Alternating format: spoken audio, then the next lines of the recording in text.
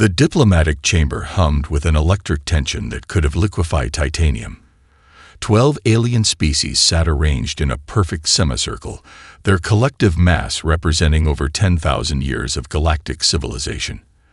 At the center, Ambassador Zornak of the Creole Imperium towered above the holographic display, his crystalline exoskeleton refracting light in sharp, angry patterns. Captain Elena Rodriguez stood before them, a study in deliberate casualness. Her uniform was immaculate, but her posture suggested she might as well have been waiting in line for coffee.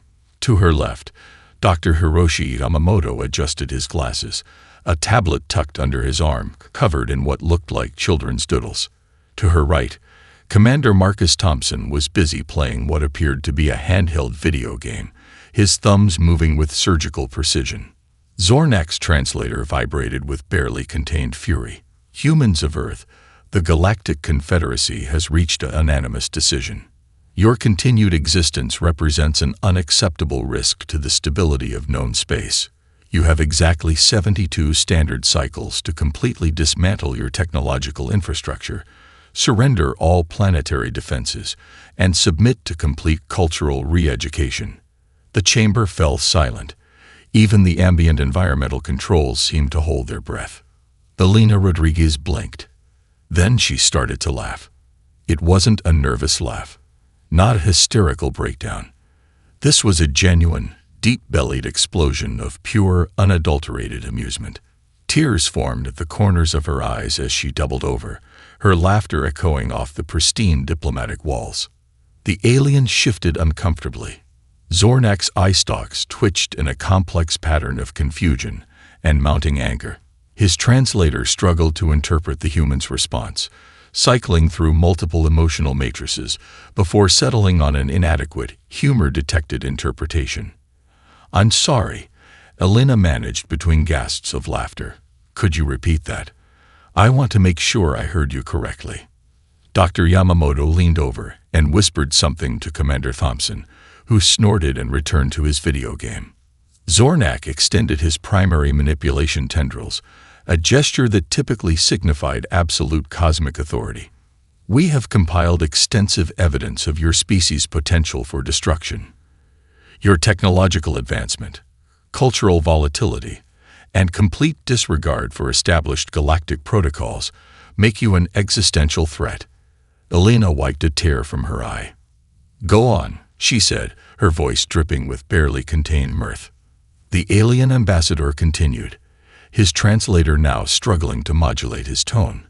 "In the past 1,000 years, humanity has destabilized more scientific paradigms, challenged more cultural assumptions, and created more unpredictable technological innovations than the previous 12,000 years of galactic record-keeping combined."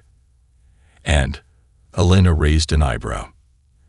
"And we are declaring total war," Zornak concluded, believing he had delivered the ultimate pronouncement.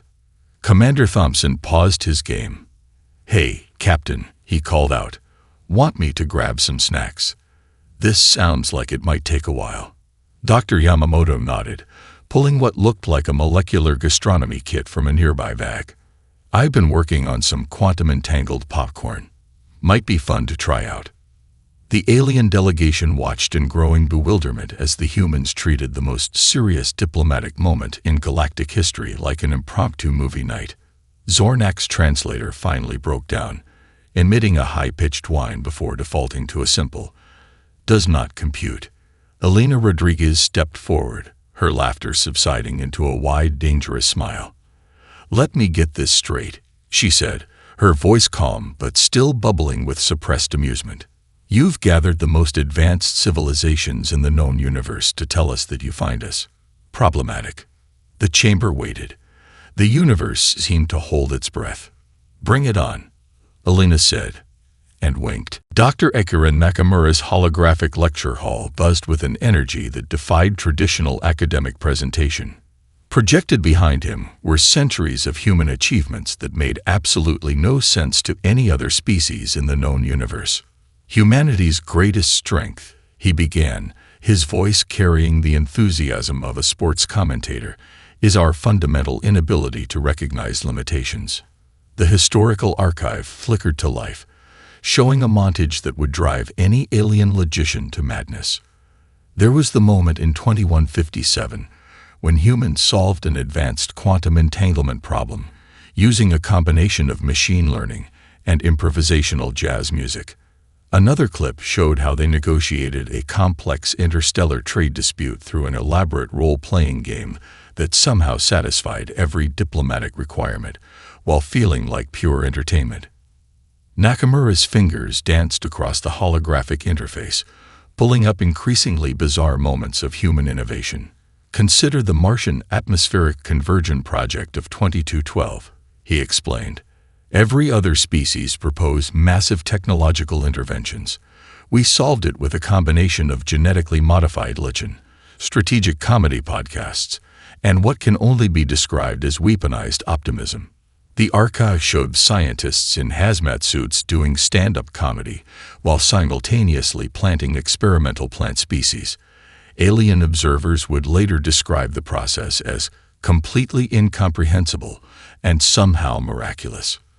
"We don't just think outside the box," Nakamura chuckled. "We've forgotten the box exists.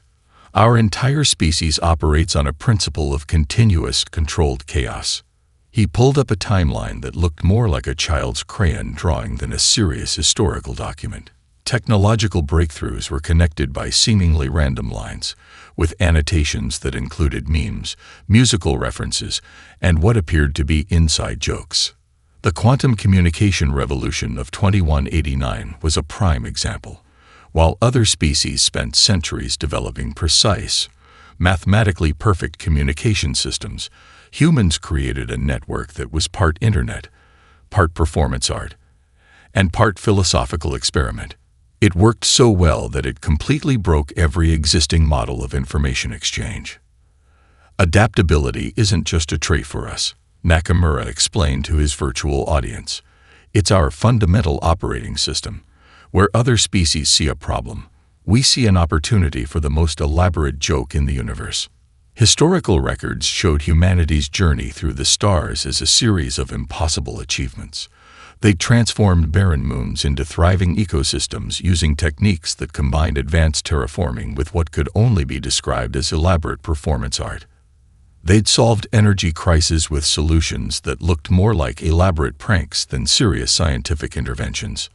The Jovian fusion incident of 2203 was particularly memorable.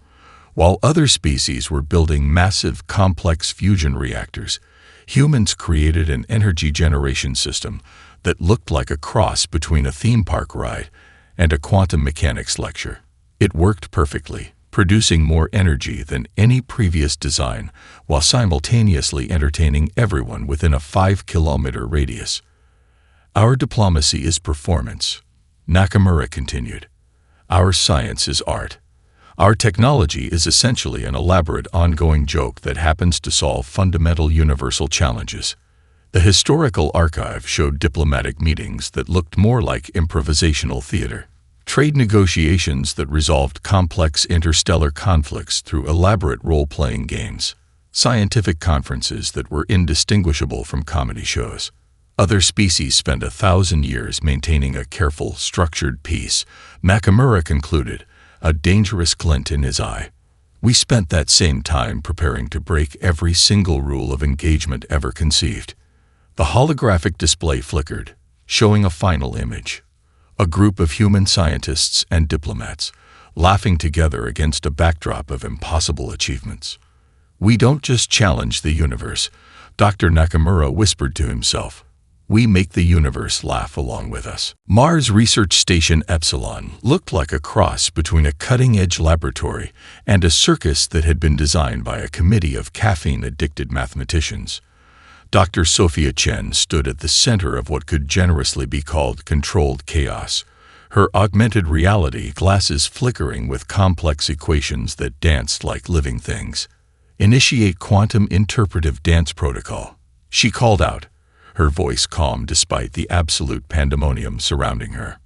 Researchers in holographic adaptive suits began moving in what appeared to be a bizarre combination of ballet, quantum mechanics, and improvisational theater. Each movement corresponded to complex mathematical calculations, their bodies tracing probability waves through the station's zero-gravity environment. In the observation deck, General Marcus Rodriguez watched with a mixture of pride and barely contained amusement. To any alien intelligence monitoring the feed, it would look like complete lunacy. Which, of course, was precisely the point. Status report. He spoke into his communication implant. Dr. Chen's voice came back, crisp and professional.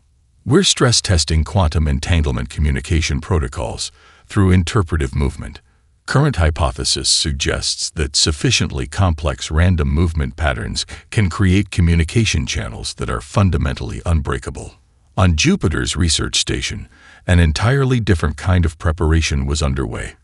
Commander Yuki Nakamura was overseeing what looked like the universe's most elaborate game of interdimensional tag. Researchers equipped with experimental gravitational manipulation devices darted through holographic obstacle courses, their movements creating complex mathematical patterns that would make most alien mathematicians weep. Chaos potential at 87%, a young researcher called out, her voice filled with excitement. We're approaching peak unpredictability. The alien surveillance systems monitoring these stations were experiencing what could only be described as a collective nervous breakdown. Every time they thought they'd identified a pattern, the humans would shift their approach in ways that defied all logical analysis. On Earth, the military's preparation looked nothing like traditional war readiness. Instead of massive weapon stockpiles, they were conducting what appeared to be elaborate social experiments. Urban centers became living laboratories of adaptive strategy, with entire city blocks transformed into real-time problem-solving environments. In New Tokyo, an entire district had been converted into a massive living game theory experiment.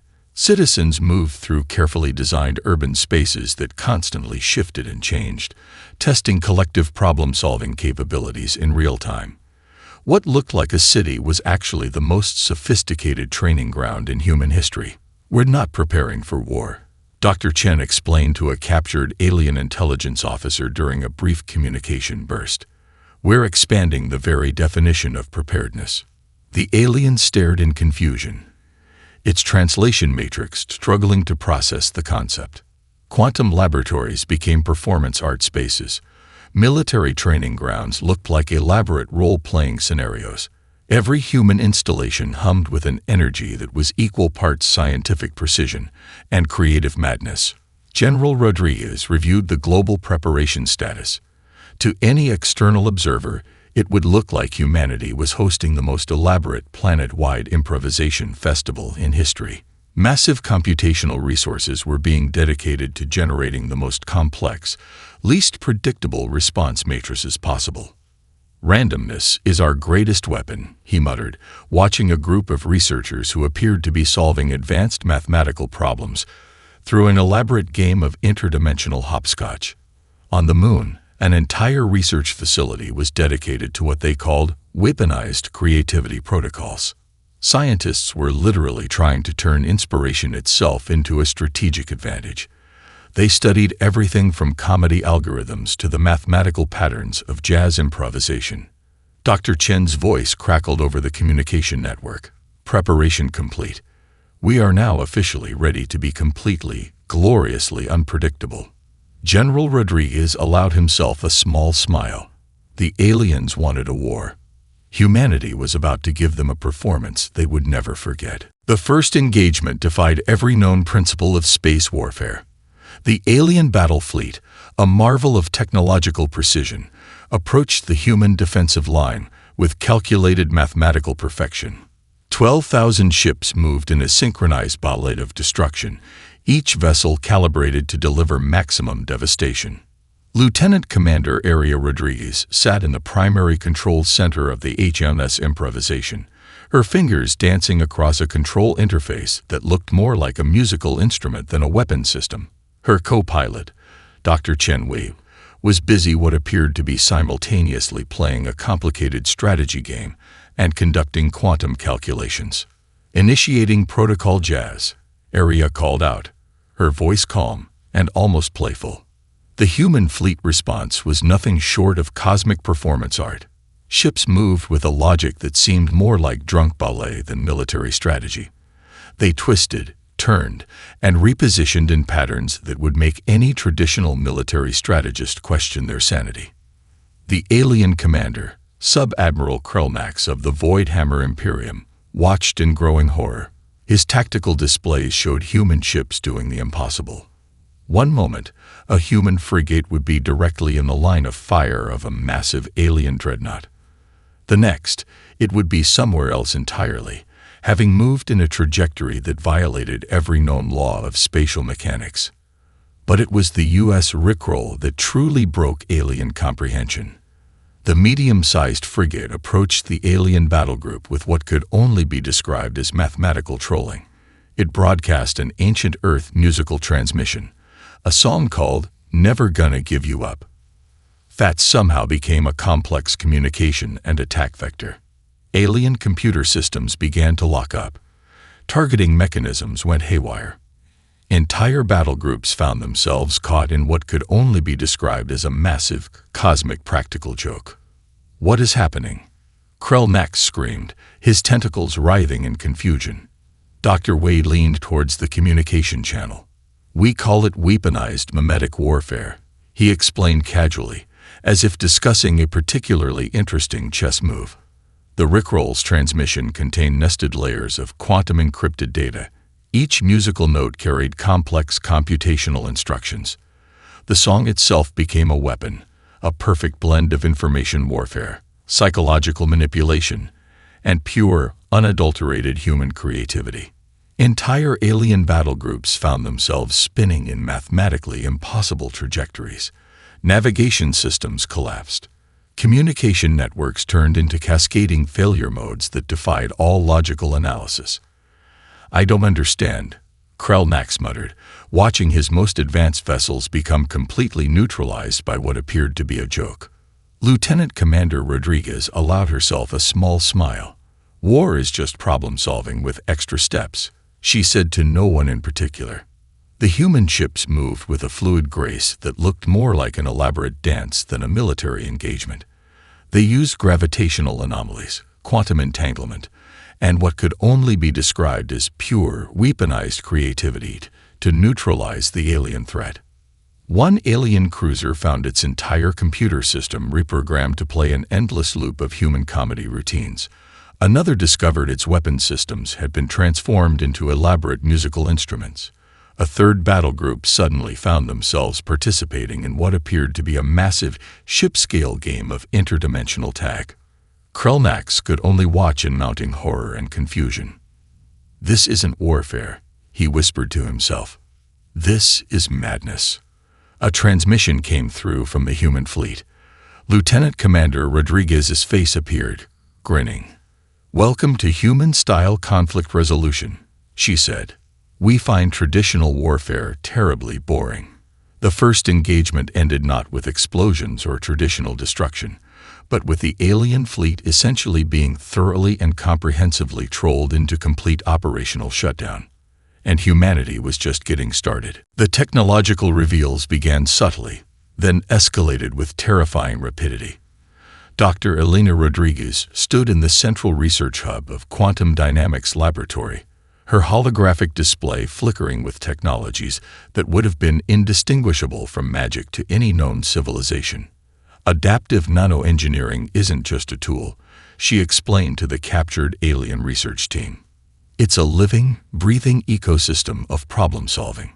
The aliens watched in horrified fascination as she demonstrated technologies that seemed to defy every known law of physics. Nanobots that could restructure matter at the molecular level, adaptive systems that learned and evolved faster than any known computational matrix, quantum manipulation technologies that treated reality itself as a programmable system. One of the captured alien researchers, a senior scientist from the Creole Imperium, couldn't help but ask, "How long have you been hiding these capabilities?" Dr. Rodriguez's smile was dangerous. "We weren't hiding. We were developing." There's a difference. The technologies unfolded like a nightmare for the alien confederacy. Entire asteroid fields became configurable weapon platforms that could reconfigure themselves faster than any targeting system could track. Adaptive shields that didn't just block incoming attacks, but actively learned from them, turning defensive systems into offensive weapons. On Mars, a research station demonstrated a quantum communication network that was essentially impossible to intercept or decode. It wasn't just a communication system. It was a living, breathing information ecosystem that treated communication as a form of complex problem-solving. Traditional encryption is linear, Dr. Hiroshi Yamamoto explained to a group of bewildered alien military strategists. We've created a communication method that's more like an improvisational jazz performance. Every transmission is unique, adaptive, and fundamentally unpredictable. The alien military leaders watched in growing terror as human technologies revealed themselves. Adaptive armor that could change its molecular structure faster than any weapon could adapt. Weapon systems that were essentially sophisticated problem-solving algorithms dressed up as military hardware. A captured alien admiral tried to comprehend what he was seeing. "Your technologies don't just solve problems," he muttered. "They play with them." Dr. Rodriguez nodded. Exactly. The quantum manipulation devices were particularly terrifying. Humans had essentially developed technologies that could locally rewrite physical laws. Not just bend them, actually rewrite them, as if reality itself was a particularly complex programming language. On Jupiter's research station, scientists demonstrated a gravitational manipulation technology that looked more like an elaborate dance performance than a serious scientific demonstration. They twisted local space-time with the casual ease of someone adjusting a musical instrument. "We've been studying the universe as a complex, adaptive system," Dr. Yamamoto explained. "Most civilizations see physics as a set of immutable laws. We see them as suggestions." The alien research team was experiencing what could only be described as a collective existential crisis. Every time they thought they understood human capabilities, another layer of complexity would reveal itself. Adaptive AI systems that were more like collaborative partners than traditional computational matrices. Technological systems that learned and evolved faster than any known biological or artificial intelligence. Quantum computing that treated probability itself as a malleable concept. "This isn't technology," one alien researcher whispered. "This is art." Dr. Rodriguez allowed herself a small smile. "Welcome to human innovation," she said, "where the line between science, art, and magic is more of a suggestion than a rule." The alien confederacy was beginning to understand a terrifying truth. Humanity hadn't just been developing technologies. They'd been reimagining the very concept of what technology could be. And they were just getting started. Psychological warfare had never looked like this before. The first transmission came through the Galactic communication networks as what appeared to be a comedy special. Stand-up routines, philosophical monologues, and interactive art installations began flooding every alien communication channel. But these were no ordinary broadcasts. Dr. Marcus Chen, the lead architect of humanity's Memetic Warfare Division, watched the global transmission with a combination of scientific precision and artistic passion. Each joke, each carefully crafted narrative carried complex psychological payload designed to systematically deconstruct alien cultural assumptions. "It's not about breaking them," he explained to his team. "It's about helping them break themselves." The comedy special began innocently enough. A human comedian stood on a stage, telling jokes about interstellar bureaucracy. But embedded within the performance were intricate psychological triggers, philosophical challenges, and cultural provocations that began to systematically dismantle the foundational belief systems of entire alien civilizations. On the Creole homeworld, entire generations of scholars began to question their most fundamental societal structures. The comedy routine wasn't just entertainment, it was a precision-guided psychological intervention. One particular segment focused on the concept of conflict itself. The comedian dissected the very idea of war with such surgical precision that Creole philosophers began to have existential breakdowns. Their entire concept of military honor was being taken apart, joke by carefully crafted joke. Alien communication networks started to malfunction, not through technological intervention, but through a complete psychological breakdown.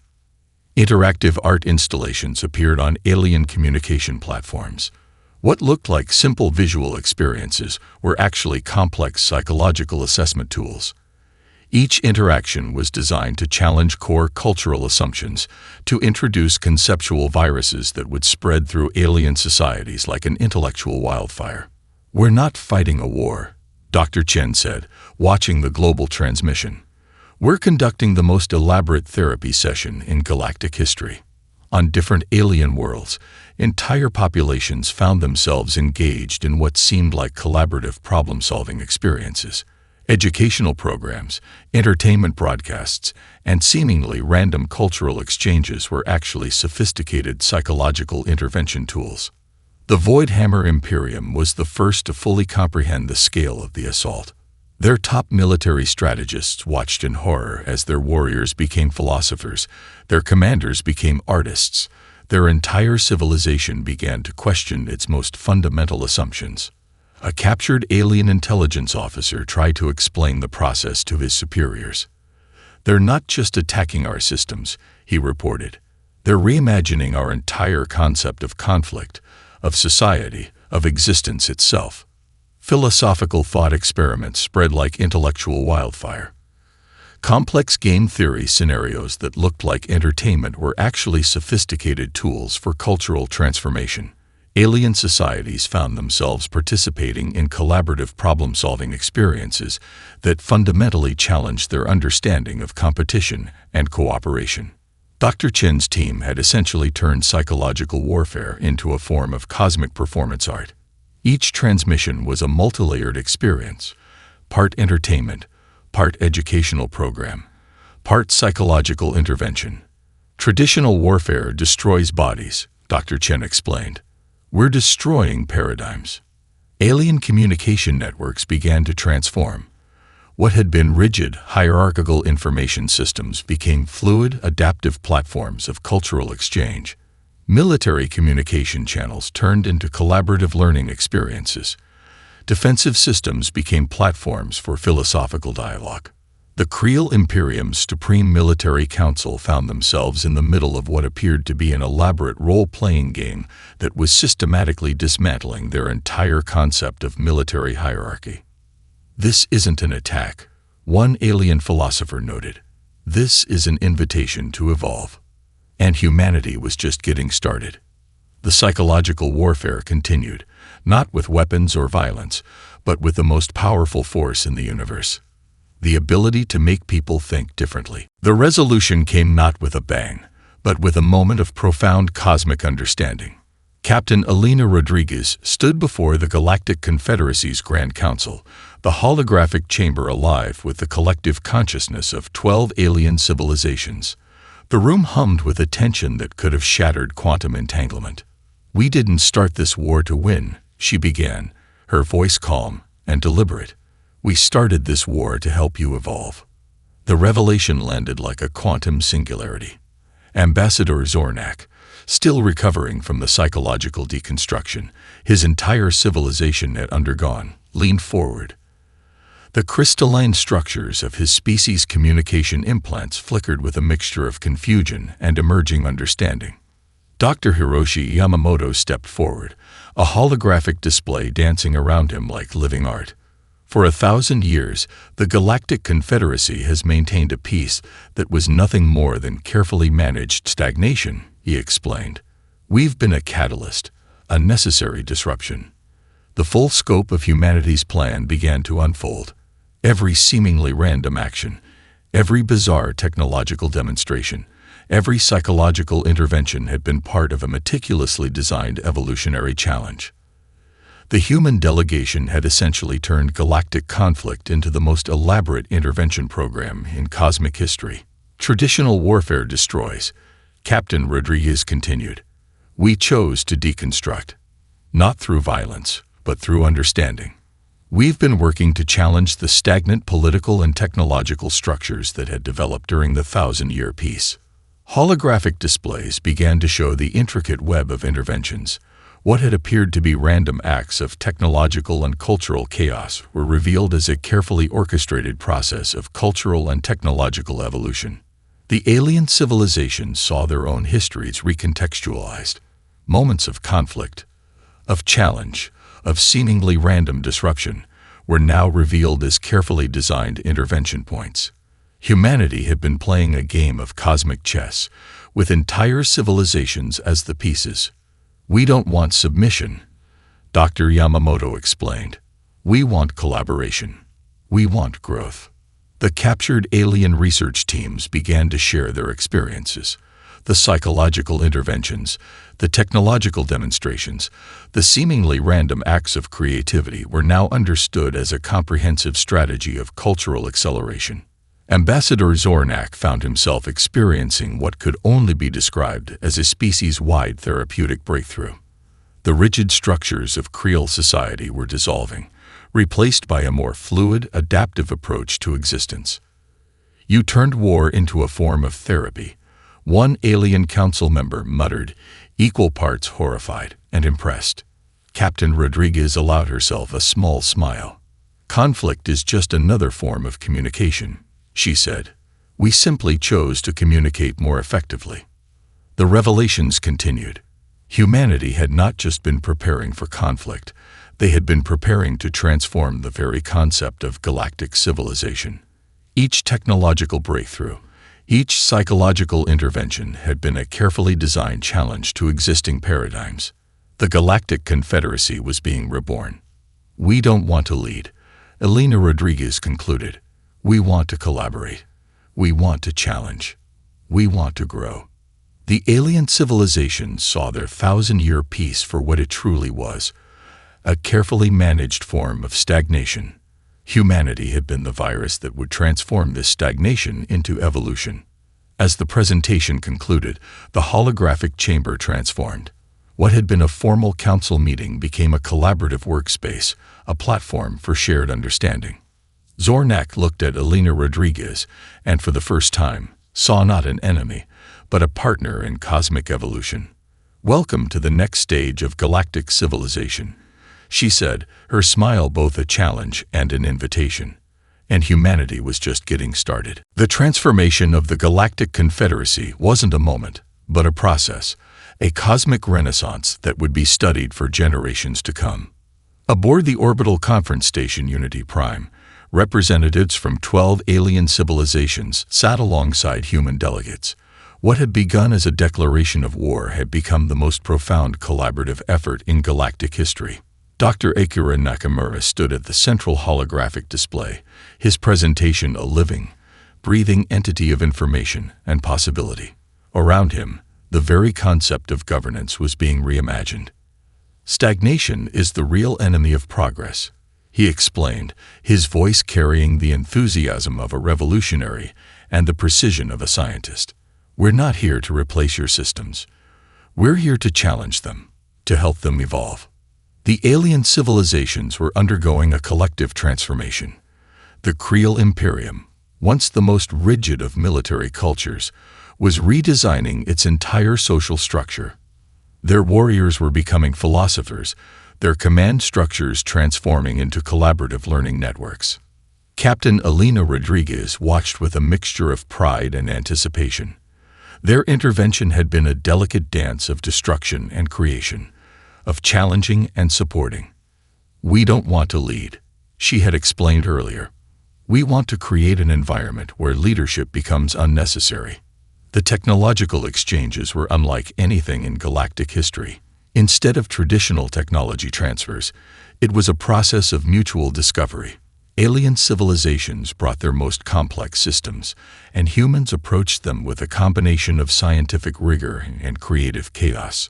A Voidhammer Imperium engineer demonstrated a propulsion system that had taken centuries to develop. Dr. Hiroshi Yamamoto approached it not with reverence, but with the gleeful curiosity of a child taking apart a fascinating toy. "Interesting," he said, his augmented reality interface dancing around the technology. "But what if we look at it from a completely different angle?" Within hours, the propulsion system was reimagined, its fundamental principles challenged and expanded. The psychological transformation was even more profound. Alien civilizations that had spent millennia in carefully managed isolation were now engaging in unprecedented levels of cultural exchange. What had once been defensive communication channels became platforms for collaborative learning. Ambassador Zornak, who had once led the charge against humanity, now found himself at the forefront of a new kind of diplomatic approach. "We were so focused on maintaining peace," he told the Council, "that we forgot the importance of growth." Entire planets became living laboratories of collaborative evolution. Research stations that had once been isolated became open-source platforms of discovery. Military academies transformed into interdisciplinary centers of learning and innovation. The human approach was fundamentally different from any previous form of cultural intervention. It wasn't about conquest or replacement, but about creating an environment of perpetual challenge and growth. "Conflict is just another form of communication," Dr. Nakamura often said, "and we're becoming fluent in its most complex dialects." The technological breakthroughs were staggering. Quantum communication networks that treated information as a living, breathing ecosystem. Adaptive technologies that could reshape themselves faster than any traditional system could comprehend. Psychological intervention tools that were essentially advanced forms of collaborative learning. On the orbital station, a young Creole researcher approached Elena Rodriguez. "How did you know this would work?" she asked. Rodriguez's smile was both a challenge and an invitation. "We didn't," she said. "We just knew that something had to change." The Galactic Confederacy was no longer just a political entity. It had become a living, breathing platform of collaborative evolution. Each civilization brought its unique perspective, its own approach to problem solving. And humanity. They were the catalyst, the virus of progress, the cosmic tricksters who had turned warfare into the most elaborate form of therapy in galactic history. As the conference continued, one thing became clear: the next 1,000 years would be anything but boring. Humanity was just getting started.